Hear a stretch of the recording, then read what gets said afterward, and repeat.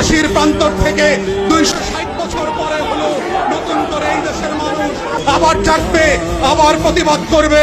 যদি মনে করে থাকেন পুলিশের গাড়ি দিয়ে, ভেহিকেল দিয়ে, কানন দিয়ে, র্যাবের গুম খুনের ইতিহাস জমা করে, পিডিআর দিয়ে, সেনাবাহিনী দিয়ে বাংলাদেশের 20 কোটি মানুষের স্বাধীনতার সম্ভাবনা আকাঙ্ক্ষাকে হত্যা করবেন, বোকার স্বর্গে বাস করছেন, বাংলাদেশের মানুষকে চেনেন নাই।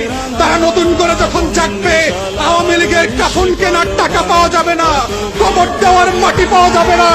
সেই দিন আসতেছে, সেই দিনের প্রস্তুতি নেন। ফেরাউনদের লাশ কোন নদী থেকে ডুবুরিকে দিয়ে উঠানো হয় নাই।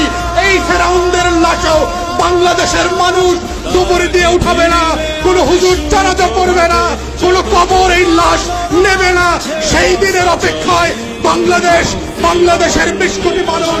আমরা বারবার বলছি, আইয়ুব খানের রাজতন্ত্র আমরা মানি নাই, ইয়াহিয়া খানের রাজতন্ত্র আমরা মানি নাই, শেখ পরিবারের রাজতন্ত্র মানি না, মানছি না এবং